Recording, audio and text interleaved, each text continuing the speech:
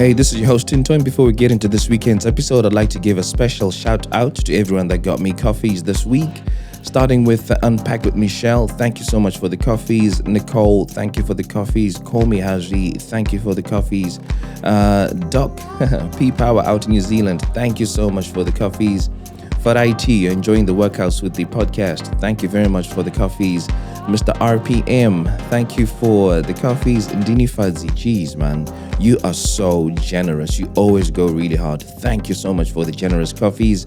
And Mighty09, you made my Saturday morning great. Thank you so much for the coffees.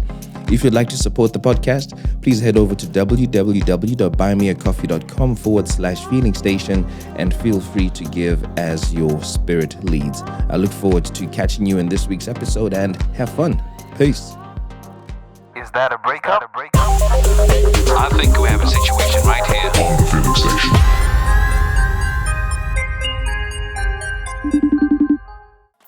Hello. Hey, what's happening? Hey, Tinto. How are you? I'm doing exceptionally well. Thanks for asking. And how are you? I am fine. I'm doing good. Hopefully you're having better luck with the sun where you are. It's been absolutely rubbish here. Oh, please don't jinx it for us because we've had really good sun for the last few days, but then they're telling us it's supposed to be cold again. Well, I'm not on Wednesday. I'm not going to jinx it, so I'm going to stop right there. Thank you. Welcome to the Feeling Station. Thank you, Tinto. Thank you for having me. Sure. For those listening to this for the first time, the Feeling Station is a podcast that touches on breakup stories that people would like to talk about, with the view to give you, the listener, lessons that you can learn from my guest experience today. And one of the reasons why the podcast is doing well is I do my best to keep my guests anonymous, which brings me to the fun bit. The naming ceremony. I feel like I should have a drum roll from this point going forwards. What do you think? I agree. 100. So I've gone over to the country of Burkina Faso. Okay. And your name, have you got a pen and paper, or your memory sharp enough? Oh, no, I don't trust my memory, so I came prepared with my pen and my paper. All right, so your name is Darifa, which is D-A. Yes. R-I-F-A, Darifa. And I love the meaning of this name because there's so many. So somebody called Darifa is somebody who is charming, eloquent, intelligent, and creative. Wow. Now, Okay. now, which of those attributes relate to you? So there's charming, eloquent, intelligent, creative. All of them, obviously. And I like how you threw the obviously in there to say, duh, dude. Just kidding with you. No, I'm not even sure, honestly. Nah, great stuff. And this is the fun bit for you. What are you going to call the guy you're going to talk about today? I think we're going to call him Baby Boy. Baby Boy. Mm-hmm. Wow, this is the first time somebody has a name and a surname. Baby Boy. Why did you choose Baby Boy? Because actually between us, me and Baby Boy, it's an in-house, it was a joke. I don't know if you know, there's a Nigerian socialite, I don't know how we can call her name, Toke Makimwa. Okay. And she has this story that she runs with about baby girls. Oh, right. Okay. I think I get it. So you and this guy was Baby Boy. Yes. How cute were you guys, man? Well, if you or your followers listen to Toke Makinwa, you'll know that baby girl is not really a nice, endearing term. Okay, cool. It talks about people who are very high maintenance. Ah, gotcha. So this episode is about Darifa and Baby Boy. Yes. Let's go straight to the lessons. What lessons do you want people to learn from what you're going to share today? Okay, so I would say I have 3 lessons that I'll highlight to begin with, but I think there'll be others that will come out in the rest of the course of our discussion today. Cool. So the first one I would say is know and respect yourself. Okay. And before diving headfirst into a relationship, I'd say it's important to have honest conversations with yourself about what you want out of a relationship, but also the type of person that you want. Okay. So if you're saying that you want to date somebody who is a family guy or a girl who's a family person, what does that mean exactly? Okay. If you say you want to date somebody who is, Christian, how Christian are we talking? Just to have those types of conversations with yourself. It's just so that you got that clarity, and when something doesn't hit that target, you know this is not what I'm after, and you leave it alone. You've got to. Okay, so that's lesson number 1, right? Exactly. Cool. Lesson number 2. Number 2, I would say, don't let anybody tell you more than once that they don't want you. Ooh. I hope you didn't have to be told that before by this guy. Listen to the story first. Okay. Okay. That's a bit of a tough one to swallow. Humans by nature just don't like rejection in any form, whether it's rejection in terms of a loan from a bank or rejection from somebody who you potentially like, or if you get down on one knee and the other person says no, it's all embarrassing. And, it messes with your esteem. Geez, so this lesson is don't let anyone tell you more than once that they don't want you. Exactly. Yikes. Okay, number 3. And the third one is, if your person's people don't like you, it's going to be an uphill battle. And the only way that you're going to win is if your person has your back. Wow. So, your person's people, what does that relate to? Cousins, friends, sisters? Everybody. Mothers, aunties, cousins, friends, everybody. And you're saying this is a battle that you won't win? No. Wow. Well, at least in my experience. Yeah. And I don't think you can win. I think you can win, but only if the person It's got your back. It has your back. Yeah. And regardless of whether they have your back or not, it's not an easy thing to go through. That's a very interesting one, because I have a cousin of mine who once had to choose between defending his mother and defending his wife. Eesh. Yeah, it was tough. And guess who he defended? His mom, I'm guessing? Nope, he defended his wife. Because his wife is actually mother to some children. Okay, yeah. I think when kids come into it, it adds a different dynamic also. Yeah, no, it added a different dynamic to him and his mom's relationship. But eventually the mom saw it. And in an unusual turn of events, she said, I'm sorry. To which he was like, it's cool. I know, right? Mad. So let's get straight into your Gwan, Darifa and Baby Boy. So where did you guys meet? Where did you connect? Okay, so Darifa and Baby Boy first met a few years actually before they started talking properly. So we met through a mutual friend some years ago. So we both Baby Boy, myself, and this mutual friend, we all live in the same city. And this mutual friend of ours, had introduced me to him because they attended the same church. And to be honest, I didn't pay too much mind at the time, sorry. Why is that? Because, first of all, I was dating someone at the time. Oh, okay. And I realized a couple of days later that in actual fact, this mutual friend and Baby Boy seems to have some chemistry of a sort. So I just let them, do their own thing. Yeah, let them be. Exactly. Plus, like I said, I was in a relationship at the time, so I wasn't really seeing guys like that. Anyway, I lost contact with my mutual friend not too long after she had introduced me to this Baby Boy guy. So I don't really know what happened between them afterwards. Okay. But me and Baby Boy's paths actually continued to cross. We'd often be in the same rooms, even though we didn't talk to each other. And that's mostly because we were both very active members of our church, our respective churches. So you guys would continually see each other at church? Exactly. Okay. If it wasn't an event happening at my church, it was an event at his church or another church somewhere in the city. It's a very small city, and the different churches tend to do activities together. Okay. And I was quite active in my function at church as an usher, and he sings really well. He has a beautiful voice. And so he leads several of these choirs, that sort of thing. And this is how our paths would always meet. And this is exactly how we started talking properly, because I was at an event at his church. I'm trying to remember when this was, because I've been actively trying to erase my memories of this relationship. Yeah. Anyway, I think we met in 2017. Yeah. I can't remember the month. It was sometime in the spring in 2017. I happened to be at his church because they were having an event. And I was that girl who was always recording things on her phone, especially if I enjoyed it, I liked it, I'd have a video of it restored somewhere. And so I recorded a snippet of one of the songs that he sang.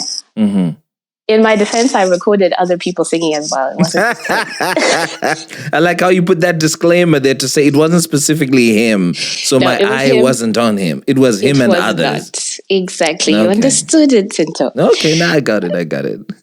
So I don't know what possessed me to do this, but a few days after that, I just had the brilliant idea of posting this on my Instagram. Okay. Because I thought it was just a really beautiful moment of praise and worship. When you're saying I decided to post this, was it Baby Boy's specific clip because you had quite a number? Yes, okay. It happened to be a Baby Boy snippet. Mm-hmm. So yeah, I posted that and I tagged him. And honestly, I wasn't doing this out of anything other than this is a really beautiful piece of music, and I think other people would enjoy it too. Mm-hmm. So I posted that, and then I think I posted that, it must have been in the morning. I was on my way to work, posted it on Instagram, and then I forgot about it.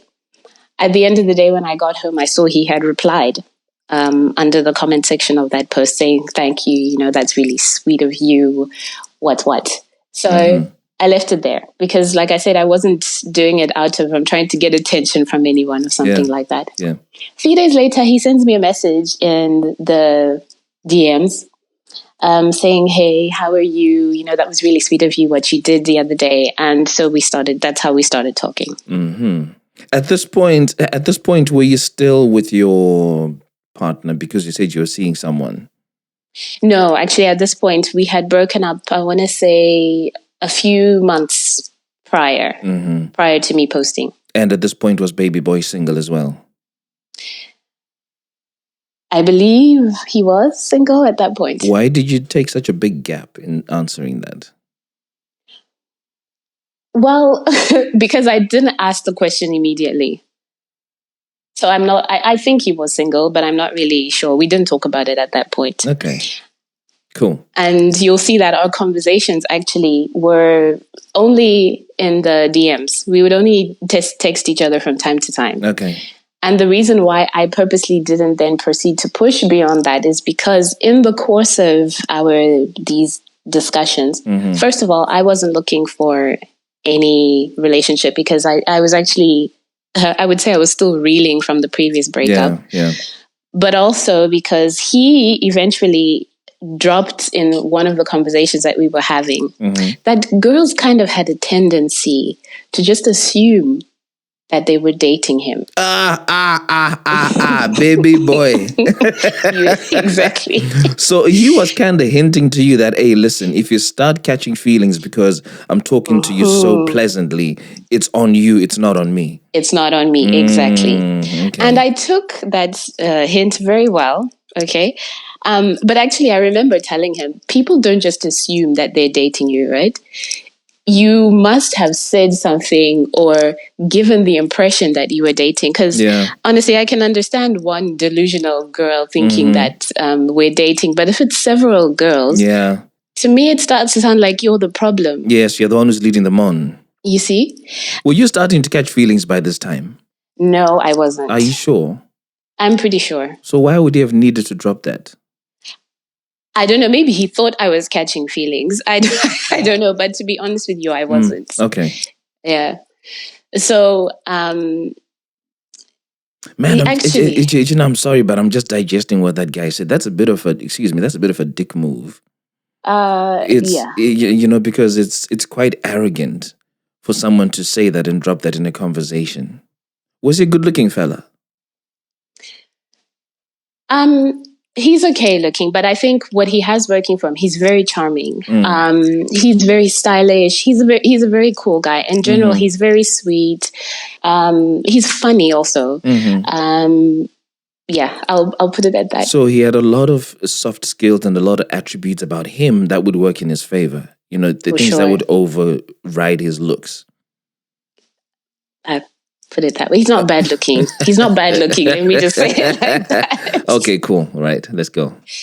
But also one of the things that he would say is, these church girls, they like to assume things. So, why would he say it like that though? Listen, I don't know. I really don't know. This guy's not giving me good vibes already. But then, see, as soon as he said that, I decided within myself that I'm not, first of all, I wasn't catching feelings, but I was also telling myself, should that even happen at any point, I'm not going to make any assumptions on anybody's behalf. Because you've been warned. I have been forewarned. I would be stupid to be one of those girls. And actually, the term that he used to use for when he would have to friend zone girls, I suppose it's the Christianese version of friend zoning. He would say, I'd end up having to sisterize a lot of these girls. This guy loved the attention, to be honest. I mean, how do you even coin an expression like sisterize these girls? Yeah, because, in the church realm, we are brothers and sisters in the Lord. I think this, do you know what? Your intuition was right, I think, to say this guy was doing things and saying things that would make those sisters feel that way. Exactly. Because in a church setting, I'd like to believe it's easy for you to draw such a strong line that you can't walk past this and they would understand it. Yeah. Right? Because, some churches teach that you need to be celibate. Some churches teach that you can't have sex before marriage and all of that stuff. And if you have that hard line to say, I'm not that guy, I'm not looking for sex, I'm not looking for the kind of conversation, I'm not ready to have a wife, sisters would know. And they would respect that. Yeah, and they would respect that. So this guy, okay, go on. But I'm sure you can tell I don't like him already. You're not impressed. No, I'm not, because of all these things that he keeps dropping. But okay, let's go. Anyway, so I decided I'm not going to be sisterized by nobody, not under my watch. You didn't want to be a statistic. I know, no. It was not going to happen. But I also made it clear to him that I don't understand why people would assume things, because if you're going to be dating someone, you need to make it clear that that's your intention. Yeah. Well, on both sides, why would anybody assume anything? Yeah. So anyway, that was the sisterization conversation. Besides that, we had really good, how shall I say, we got along very well. It was easy to talk to him, even though we were still talking in the DMs. And I also actively made it clear, because I was not going to be sisterized by anyone, I wasn't dishing out my number anyhow, any way, shape, so wait a minute. All these conversations are happening in the DM. My dear. You guys had some patience. Rah. Yo, had he asked for it though at some point? No, you see, he thought he was very slick. Here's what he did to get my number. He sends me a message telling me that I'm leaving Instagram for a few weeks. So if you want to keep talking, please text me on this number. Okay.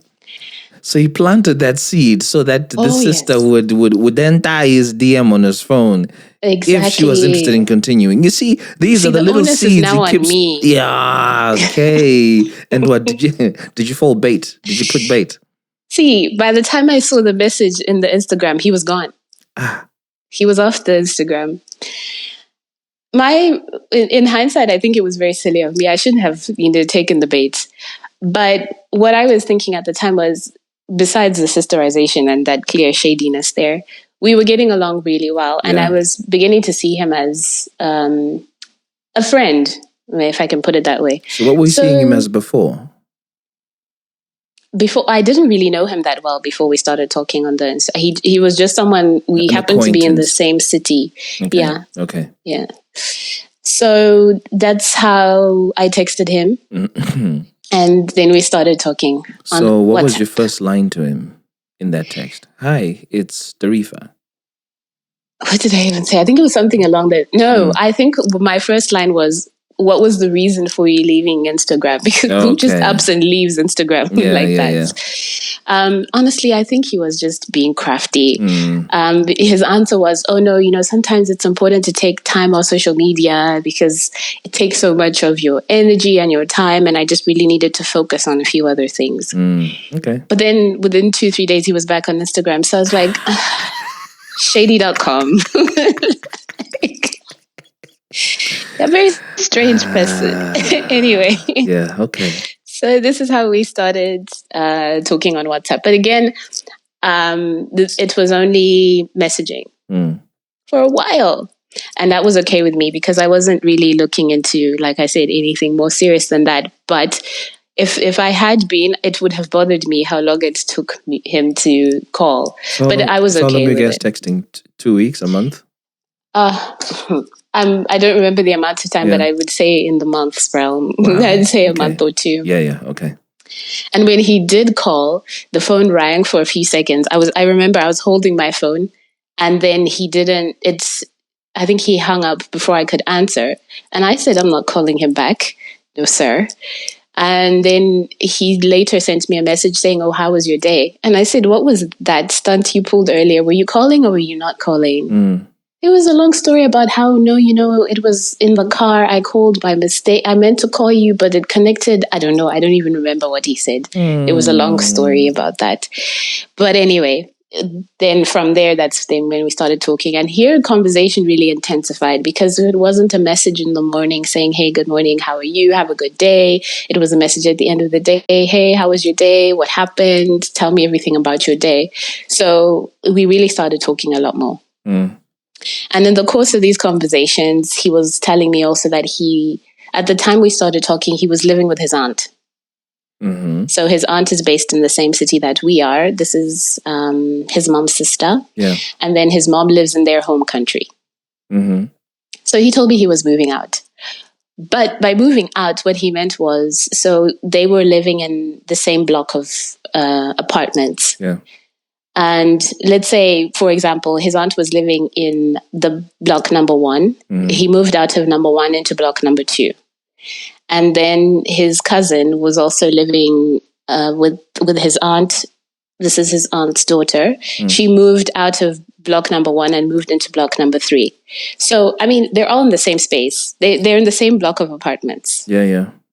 Which I thought was really sweet. I was like, oh my gosh, family guy. This was one of the other things on my list. Okay. So I was like, oh, that's nice. He's with his family. He helps out with the younger cousins and all of that sort of thing. I thought it was very sweet. Anyways, time passes. We're talking on the phone and everything. The first time we met formally after that was only because he was taking me to the airport. I was traveling to go on a mission for work, and he offered to take me to the airport. Okay. I said, he's my friend taking me to the airport. There's no problem with that. Yeah.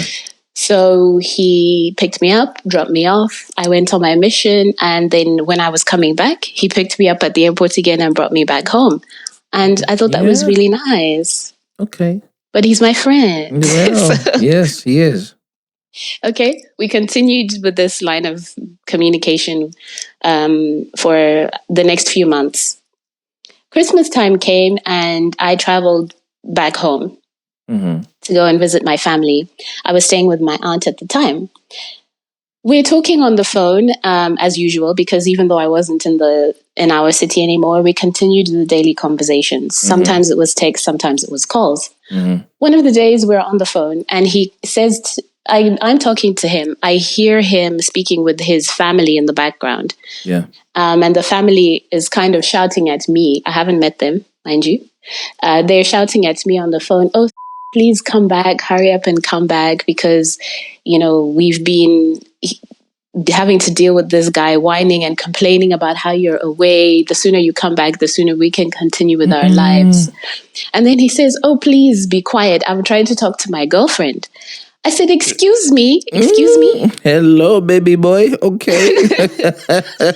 Right. Who is your girlfriend? Did you actually say that on the phone, or you're saying this in your head? No, I said it to him. I wasn't on speaker, so only he heard it, right? And he says, oh, but, I just assumed that we were dating because we get along so well. Isn't it funny, right? That same fellow who's in a rush to tell sisters that don't assume anything, he then becomes the first one to assume anything. And not only assume, declare it. I was so confused. And I said, no, I'm sorry. You're the same person who talks about assumptions being a problem, but what is this? And then he said, okay, sorry, it's my bad. It's because I love talking to you so much. We get along so well. I've grown to see you as my girlfriend. This guy is too crafty for my liking. Right? I'm telling you. I'm thinking Two-Face. I'm already thinking Two-Face, because how do you just drop something so significant like that when you haven't told the girl that, you wanted to be yours? So at this point, what was he expecting you to do and say? And not only that, Tinto, this is happening I'm in a whole other continent. This is a conversation happening by phone, and I'm not hearing it from you. Technically, I'm hearing it from your family. Yeah. Which means you've told. I don't even know what you've told your family at this point. It's very confusing. So let's just talk about this for a second. Genuinely, how did that make you feel? Him saying that you're my girlfriend, knowing that he says don't assume. You had the perfect chance to say to him, "Hey, bro, you're assuming here." I was about to brotherize him, but then what ended up happening is I was coming back home, I think the day after that. So he said, "Okay, I'm sorry for, coming across that way. Why don't we talk about this when you're back? We'll sit down and talk about it face to face when you're back." But at this point, did you like the idea of him being a potential boyfriend? I was okay. I liked it actually, because at the point now, we've been talking for months, and basically he's part of my everyday at this point. And we now know, well, I thought I knew, we now know so much about each other. I think he'd grown on me, let me put it that way. Okay. So I wasn't completely opposed to it. I was just opposed to the way it happened. Okay, fine. Yeah. Right. So let's move it forward then. So he says this to you, and then he's obviously planted the seed. And I can imagine this was on your mind from the time that you got off the phone. Oh, for sure. And actually, my aunt. So I was staying at my aunt's place, and she's overheard the whole conversation. So she was asking me, "What's that all about?" And I told her, and then she said, "Okay, well, when he calls the next time, I'd like to talk to him." But my aunt is really, she's cool like that. So she was like, "Let's just gauge this guy out, because who behaves like that?" Yeah. So she was cool. So she said, let me just hear his voice and try to see what sort of person he is. And so she just said hello to him. They spoke very briefly, and she said, I don't know him that well, but he seems like a good guy.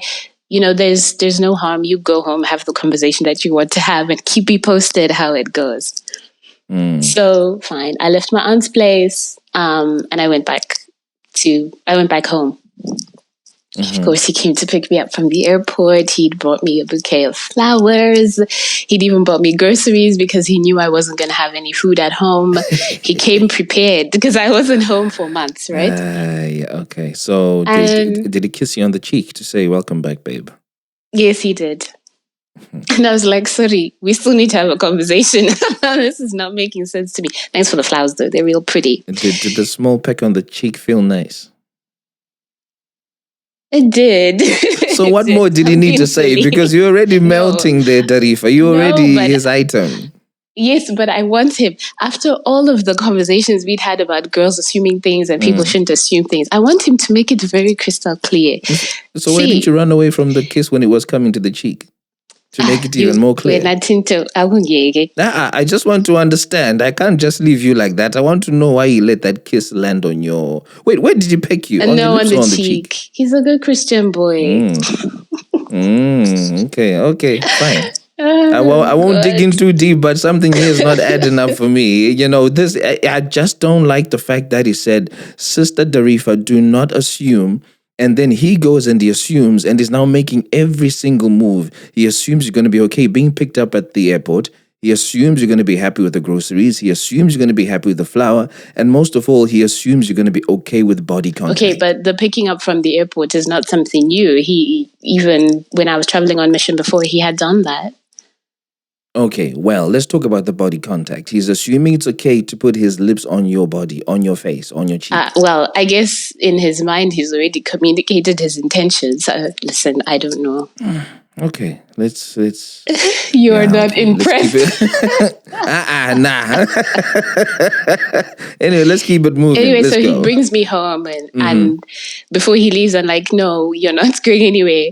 Can you please explain yourself? We need to talk about this. How do you go from we're friends?" There was no mention at any point. There was no hints coming from you besides the fact that we're talking. And just talking doesn't mean anything. So where is this coming from? And then he went into the whole spiel of, I actually haven't had this level of, it's not engagement, but friendship with anyone before. I really like the point where we're at now, I can't really see myself going another day without talking to you because you're an integral part of my day now. We get along so well. I see myself, having a relationship with someone like you. I like your personality. I like you and all that. And I'm really hoping that you would agree to be my girlfriend, or I can't remember. It was something along those lines. And then I said, well, okay, but you're the same person who talked about people assuming things, but who's doing the assuming now? Anyway. Yeah. He basically apologized for being presumptuous and not talking about what he intended, but he was asking me now to officially be his girlfriend. So fine, I let it slide, and this is how we started dating. And from then onwards, it was great. I have to say, like I told you, we had become friends. So talking between us came quite naturally. There were no qualms, I would say, between him and I. We like the same things, so being with him was very easy. We talk about anything and everything. We both love food, so we can have hour-long debates about food. We argue about the Bible. We argue about politics. Not argue, debate, sorry. It's very easy conversation on any given topic. We're fine. Mm-hmm. That was for a couple of months. And then things were fine until they were not fine. What happened? So it started with my mom came to visit. I hadn't seen my mom for a few years. Mm-hmm. It was about 3 years, I think. And so and I hadn't told her about this guy because she was not the biggest fan of my previous boyfriend, and they're from the same country. So I was very hesitant to tell her about it because you knew mommy was going to tell you off. To say, she had already told me in no uncertain terms when I broke up with the previous one that she didn't want to hear it. So I was a bit hesitant, and I also didn't want to tell her until I was sure it was something serious. By this point, for me, right, we started dating formally after, it was January when I came back from holidays. I don't know about him in his head. I don't know when we started dating, but as far as I'm concerned, we started dating in January of that year. This was April, May. So 3 months in. I'm not at that point where I'm saying this is the person I'm going to marry, right? Yeah. And this is exactly the reason why I hadn't told her anything about it. However, if she's going to be in my space, I thought it would be good that, if she's going to be staying with me, they might cross paths somewhere along the line. He's always at my place, either dropping off groceries, taking me from here to there. And also, we're adults now. I don't need to be hiding stuff from my mother. So I told her the day before she traveled that I'm going to introduce you to this guy. This is his name. This is where he's from. And she was surprisingly really relaxed about it. I said, phew, okay, if I've passed that hurdle, I have no problem afterwards because my mom, she's a very relaxed, cool lady. Yeah. She's very warm and friendly, so I didn't think they'd have any issues. So she came over, I made dinner, he came over to my place, and they really got on like a house on fire. Everything was fine. They were even gossiping about me in my presence. So that was great. Bruh. Plot twist, a few weeks later, then his mom came to visit. So he says to me, I want to introduce you to my mom. And I said, I just want to be sure you're not doing that just because I've introduced you to mine. To mine, yeah. Because the settings, the dynamics are different, right? My mom is staying with me. Mm-hmm. Your mom is not staying with you. She was staying with his aunt. Mm-hmm. So it could very easily happen. I could still go to his place and she would never know that I was there. I just want to be sure you're not introducing me to your mom just because you've met my mom. And he said, no, I really want you to meet her. It's going to be great. She's going to love you. What? I said, okay, if that's what it is. I then went into the whole preparation mode. What should I wear? What should I bring for her? What should I say? What should I call her? And he was like, anything is fine. I said, dude, I literally gave you advice every step of the way. Yeah. I told you what sort of flowers my mom would like. So, it goes one step further to her liking you, all of those sorts of things. So you can at least give me a few hints and tips there. And he said, no, whatever you do is fine. Okay.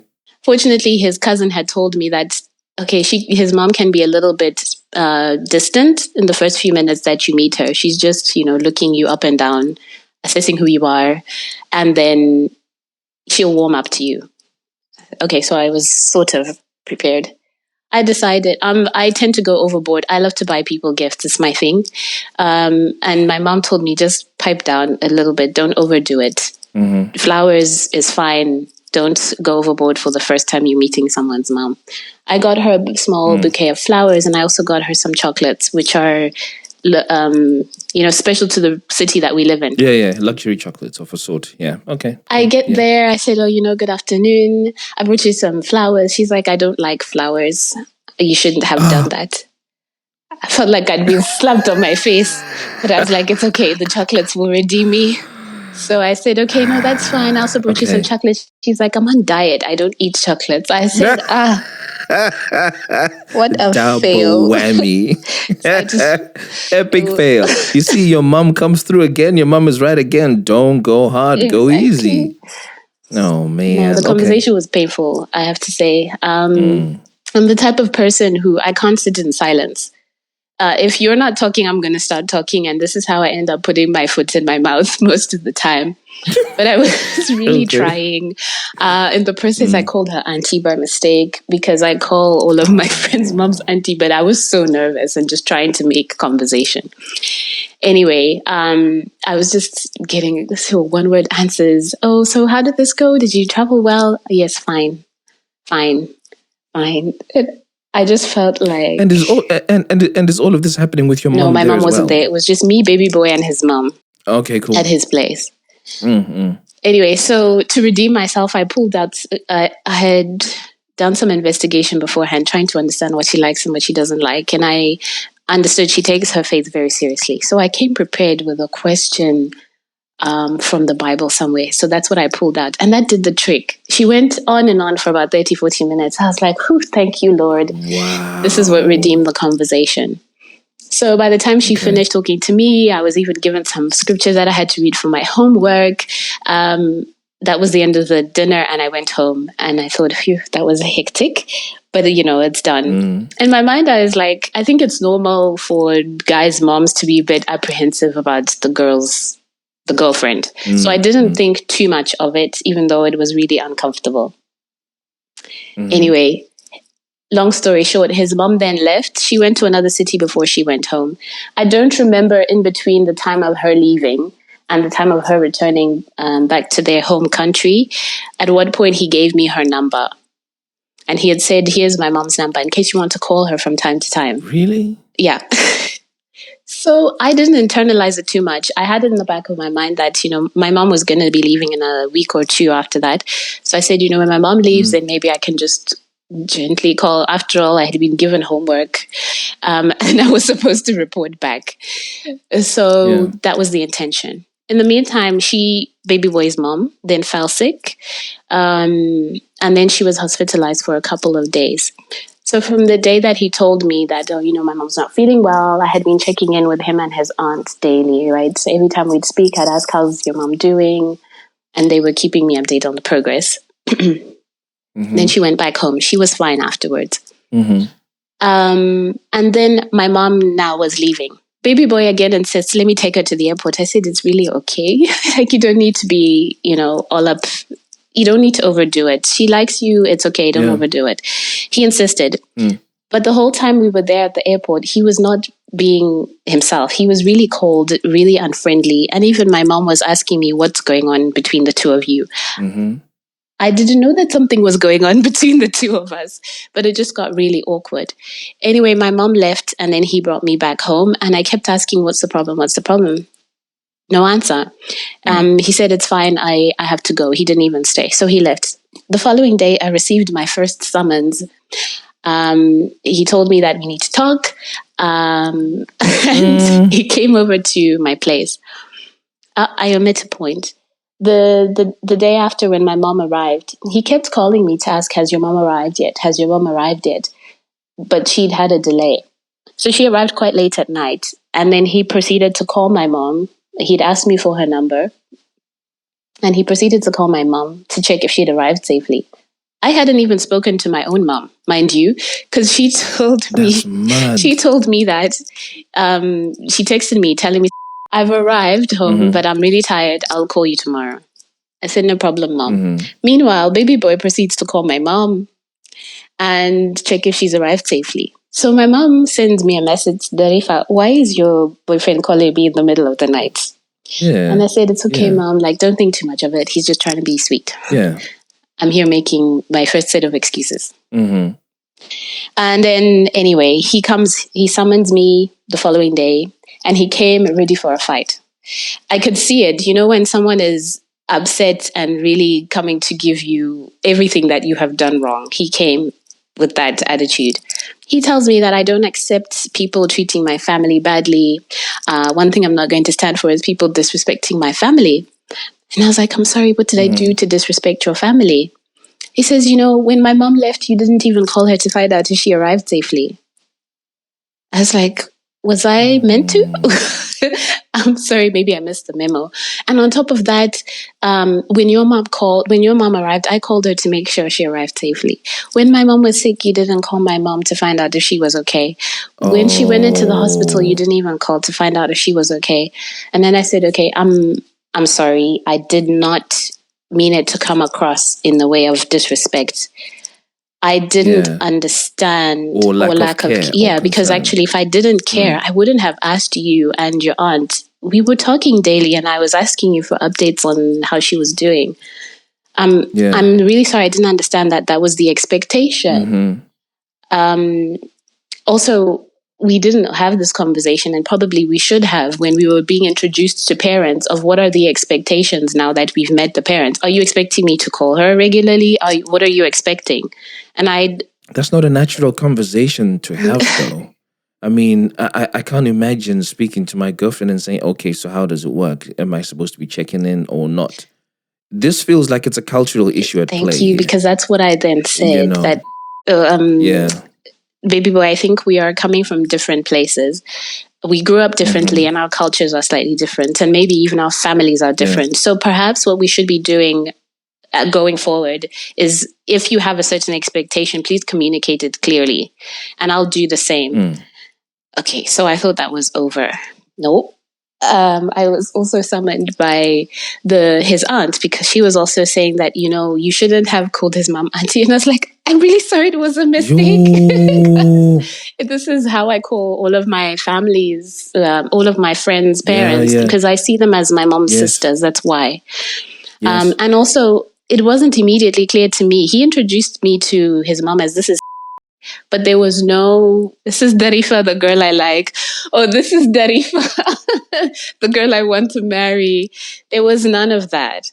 Yeah. So I wasn't also clear on what is the expectation. So she then explained to me that just by him introducing you to her, it means the expectation is you're going to get married. He's communicating to his mom the intention that you're expected at some point this relationship will grow into marriage. Right. And I was like, okay, again, cultural differences. I did not realize that, because to be honest with you, when I introduced baby boy to my mom, the expectation was not marriage. No, that's not what happened. Okay, fine. Also, then I was told that you're not really welcoming, you're not making an effort to get to know my family, you're not making an effort to visit my aunt, you should be calling my mom every week at least or so, you should be visiting my aunt often. I was like, I don't even call my family that much. Yeah. But okay, I'll try and make an effort and we meet halfway, because again, these are expectations from their side. I know that we do things differently, so maybe we can try and meet halfway. I came up with all of these ideas on how we can, organically have opportunities to talk, because I'm not the type of person who's going to just show up at someone's house unexpectedly and say, hey, I'm here just to pay you a visit. So I came up with what I thought at the time was a brilliant idea of working with the family to coordinate his birthday. They weren't planning to have a celebration for it was his 30th that year. But then, fine, they decided that they were going to do that. And so I said, maybe let's make it a surprise. And I was using the opportunity this is like a project that we can work on, but keep secret from him. And I thought it was going to go well. It was a bit difficult, but we managed to pull it off. But the highlight for me was, I thought it would be good we get video messages from the families. Yeah. And friends who weren't going to be able to join the party physically. Yes. I said, okay, let me ask the aunt to ask his mom to send a video message. And they said, no, you should be making the effort. We told you should be calling the mom. So you ask her if she should do the video. And I was a bit apprehensive because I'd been trying to call. Honestly, after that incident of you don't care about my mom, Tinto, I was calling Yeah. regularly. And I stopped calling her. And how were the conversations when you were calling regularly? Were they forced or they were okay? Did they feel natural? I would say 8 times, maybe 7 times out of 10, she wouldn't answer. And if she did answer, it was very difficult because she would make me understand how busy she was. And if it wasn't that she was busy, it was the same one-word answers. It was difficult. I'm not going to lie to you. And it's difficult when, on the one hand, baby boy and his family and his aunt are telling me, no, make the effort. She really likes you. She'll warm up to you. But then I'm now trying to make the effort and it's like hitting a brick wall repeatedly. Yeah. It was discouraging. Anyway, in the midst of hitting these brick walls repeatedly, I now had to ask her to do this video message. And so she said she would do it. I was compiling the video messages. Surprise. I was compiling the video messages and I received hers. I don't remember most of what she said except for the line where she's sending a video message for her son to listen to on his birthday. And she says, oh, my son, happy birthday, I love you and all of those things. And she says, my son, I pray that you will find bone of your bone, flesh of your flesh. I pray, my son, that you will not make a mistake. Oh my God. You will not marry the wrong person, because if you marry the wrong person, this will be detrimental to your life. These are the sorts of things that can even send someone to hell. So, my son, you will not make a mistake. Wow. So who was editing these videos to put them all together? It was me. Please tell me you did the right thing. I sat down there. We should be to erase that part completely. So if I tell you I thought about it, I said, Darifa, you need to delete at least part of this message because this is bad. But then I couldn't because it didn't come to me. She ended up sending the message to her sister and her sister forwarded it to me. So if I deleted it, it was going to look really bad. Okay. So I also, me being me, I brushed it off and I said, it's not a serious issue. I'll just play it. We'll be fine. We were at the dinner in front of his family and friends and the video came on. And I sat there again, listening to her, praying me out of her son's life. Wow. Did people look at you when this thing was playing? I don't know. I was too embarrassed. I sat there and I said, Darifa, is this your life? Are you not embarrassed? But there was nothing I could do about it. And silly me, I continued to brush it off. I don't know why. But in hindsight, I should have realized that was the moment when it was communicated to me very clearly that we really don't like you. We really don't want you there. I mean, the message was quite clear, wasn't it? From more than one front, one from him, because he's bringing it round the route to say you don't make an effort, and then the auntie saying the same, and then mom is being cold. It came in 3 variants. Yeah. Eesh, okay. But I have to say that I had really been trying since the 2 times that I was summoned. I'd really been making the effort. I don't even know. I was trying to call the mom at least every week or every 2 weeks. And she came around a couple of other times after that. I was always told, oh, you have to bring her a gift. I think they love languages gifts. They like to receive gifts. So I'm always thinking, okay, what gift am I going to get now? As long as there are no flowers. No flowers, no chocolate. Okay.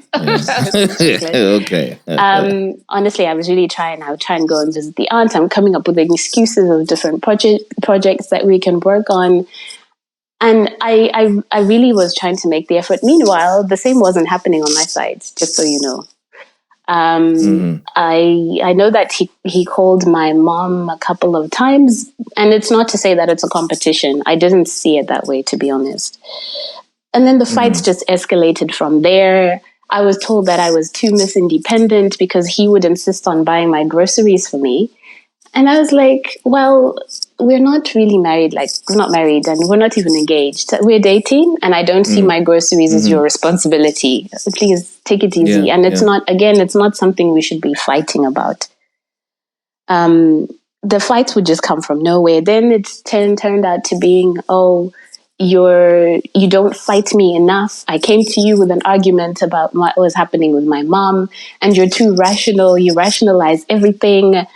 And now I feel like you're just too nice. You take on the blame for everything. And I said, I don't think it's taking the blame. If we sit down and we talk like adults, because I think we all graduated kindergarten a couple of years ago. So I don't think we really have to fight everything. Also, if we're having cultural differences, you talk about it. We don't have to come to blows all the time. And then he was telling me, I've been discussing also with my friends and my family, and they really think that by now you should really love my family. It was really hectic. So on top of all of these, I'm really making an effort. At the same time, I'm being told you're not trying hard enough, you're not nice enough, but at the same time, you don't fight enough. There was always something on top of the stress. Yeah.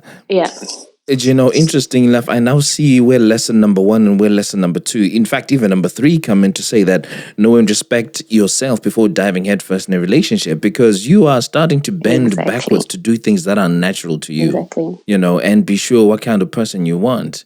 I don't think you were clear enough what kind of person you wanted. And this, you know, this is some of the trouble that you're facing. And then number 2, don't let anyone tell you more than once that they don't want you. You know, the messages kept on coming and coming and coming. So it's interesting that your reaction to that was to keep trying and trying and trying. Why didn't you get the hint and just leave? Honestly, I think in my mind, I was still living, the first few months that we were dating were great. There was no problems. This is why I said it was great until it wasn't. And when it just stopped being great, it was a downhill and very slippery slope. And if I tell you, that's not even the worst of my being told I wasn't wanted. So all of these things continued to mount. Almost every week, there was something new that I wasn't doing right. And it came to the moment where he called me and said that he really can't take how much I'm not making an effort with his family. And also, I think what made matters worse is I communicated to him at one point that I'm really trying with your mom, but I'm getting nowhere. So he said that I think we should take a month for you to think about whether you want this relationship or not. On what grounds? On the grounds that I wasn't apparently trying hard enough with his family. Who is he going to be sleeping with, excuse me? And who is he going to be making children with? Is he going to be sleeping with his mom and his aunt and his cousins and his sisters and whatever? The answer is no. Right? So the person that really should be making effort with each other is you and him, so that you guys have something solid. And this is exactly what I then told him, that I feel like, first of all, I don't see us, we're not married at the moment, but now you're forcing me to project into the future. And I think if we were to even get married, like you keep talking about you wanting us to do, I feel like it would always be my family, me against your family. And I feel like you're always going to choose your family, always going to and it'll always be his family first before his wife first, which is why I gave you the analogy of my cousin when he had to choose between his mom and his wife. This guy would never fight for you in that space. If he's doing this already before you're his wife and you're just his girlfriend, what more when you become his wife? Honestly, I reached the point, actually, I was so upset. I even forgot to mention, he then changed his mind and said, no, I don't mean it like it's you who has to think about what you want. I think both of us have to fast and pray about whether we want this relationship. There's nothing to think about, baby boy. You've made up your mind. This woman is not talking to your mom enough. She's not making enough effort with your aunties. So what is there for you to think about, baby boy? There's nothing. Silly me, I wrote him a letter because we used to write each other letters and stuff, and I pointed out all of the things that I thought were wrong with the conversations that we were having. And I decided I wasn't going to talk to him during that month that he had said we were going to take some time we were supposedly fasting and praying.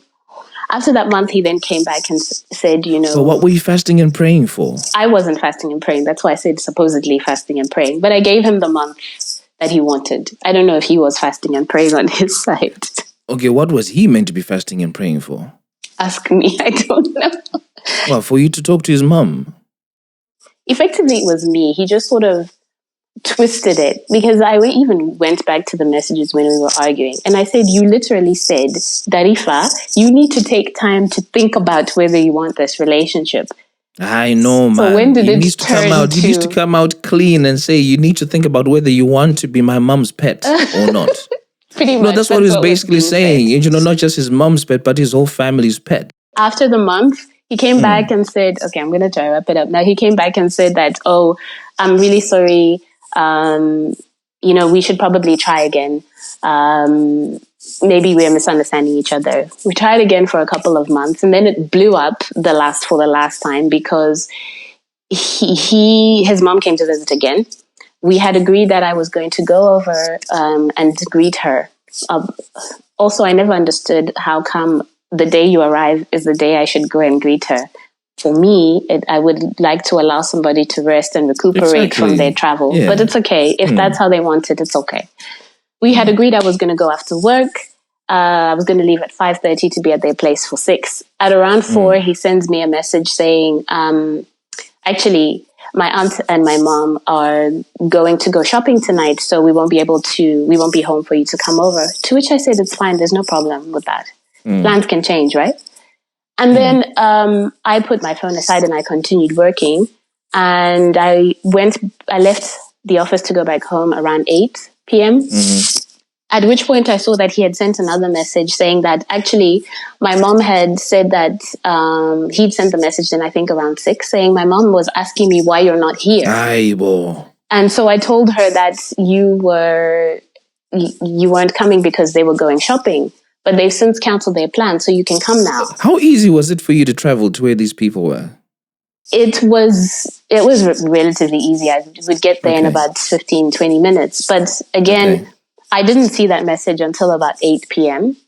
Yeah, and for me, if he really, really was calling to tell me that we've changed our minds yet again, he would have called me. I didn't see the message. And so this was how do they call it? The straw that broke the camel's back. I was summoned yet again, and I was told that, listen, this relationship is not working. I've been praying about it, and I just don't have that assurance from God that this is a relationship that we need to continue with. And so I just stood up and I told him, thank you. I wish you good luck. And I walked away, and I blocked him everywhere. I even unfriended him on the Bible app. Hallelujah, sister. Hallelujah, Sister Darifa. Well done. It was an exhausting relationship. If I tell you that I lost 10 kilos within a month from all of this stress, and they at one point were asking me, him and his family, like, what's wrong? What's happening? Like, how do you tell the problem that you're the problem? Like, you're the reason why. They cannot walk. So after that point, did you guys ever speak ever again? I blocked him. I didn't speak to him for almost a year. But again, I'm not the type of person. It makes me really uncomfortable. I don't know if there's anybody out there like me. I find it really uncomfortable blocking people. And I was really... I'll tell you, if I'm one of those people you're talking to, it's very easy. Very easy to do, especially if people cross certain lines that they really shouldn't, like this guy. One, for starters, I'm still hung up on the fact that he says, don't assume, okay? He goes and then he makes an assumption, and then when you guys eventually get together, he wants you to be his mom's pet. Like where's the logic in all of that? How does it work? If somebody to me is saying, don't make assumptions that we're an item, I'm perceiving myself as a bit of a thing. I'm something worth thinking about. I'm something worth assuming to be in a relationship with. And then you turn out to be such empty and void, and there's no substance. During this whole conversation that we were talking, I can't pinpoint anything of substance from him apart from the fact that you said he had a good voice and he was charming. That's all. No, honestly, I feel like the first few months when we were dating, everything was great. But once it started not being great, and unfortunately, the bigger part of the relationship was the part that was not great. Yeah, and it's always past the honeymoon phase that you guys really know whether you're an item or you're not. Are you solid enough to stand the test of time? And these guys' measure of how good your marriage is going to be is how frequently you check in on your aunt and your mom. And then the moment you don't do that, you're summoned to the court of justice. I was even told that, I'm sure you would never be able to look after my mom if she was sick. And I was like, how did you reach that conclusion? Because you didn't call her when she was sick. I said, wow, what's an extrapolation? Hey, baby boy. Anyway, the other thing I found really funny was you're talking to your mom about marrying me, but you never spoke to me about marrying me. Brilliant. I don't understand. But I should have seen that coming because he had talked to his family about dating me without talking to me about dating me. So anyway, it was just a very entertaining relationship. Anyway, are you guys still going to the same church? No. No. Do you still go to that church at all? Well, we were not attending the same church, but I definitely don't show up at any church that I even suspect he will be there. Yeah. He doesn't even need that closure. I'm always a huge proponent of closure and stuff, but, he said this is not working, and you're like, fine. So that's done. It's a done deal. I just hope he doesn't have any other people in his Instagram DM that is busy writing lines like, don't assume. I wouldn't be surprised. Anyway, I'll wrap this up. This guy is still itching in my skin. Don't allow him to get under your skin, Tinto. Yeah, but for those listening to this episode, 3 main lessons came up from Darifa's account of what happened with Baby Boy, and that is such a perfect description, even though I know it's not really tied to what the social media person you spoke about. I'm just taking baby out of this whole thing. For me, he's a huge baby, right? He still wants to be connected to his mom and his aunties and whatever. Number 1, know and respect yourself before diving headfirst in a relationship. Be sure you know what you want and the type of person you want. And that was really evident in your case here, Darifa. Lesson number 2, don't let anybody tell you more than once that they don't want you. This is another great lesson because we spoke about rejection and how we don't like feeling rejected and stuff. And we always, and you kind of proved this because you kept on making that extra effort, to cover that ground and make sure that things are okay. But cultural differences were overwhelming your guys' relationship. Your 2 views could never align. And then last but not least, if your person's people don't like you, people also known as aunties and mums in this instance, it's going to be an uphill battle, right? You will not win unless this person has your back. And really, can you imagine if your own husband doesn't have your back? Who else do you really turn to? Honestly. It won't work. No. But yeah, thanks a lot. You've been listening to another episode of The Feeling Station. I'm your host, Tinto, and I look forward to catching you in the next episode. Peace. Tell me what you're feeling. Tell me what you're feeling. Sister-izer and Tell me what you're feeling. Now that it's over. Sister-izer and Let me talk about my feelings. Let me talk about my feelings, yeah. Urudoi motoru noto kujidziro amai. Kujidziro amai. Love is a fire. Urudoi motoru noto kujidziro amai.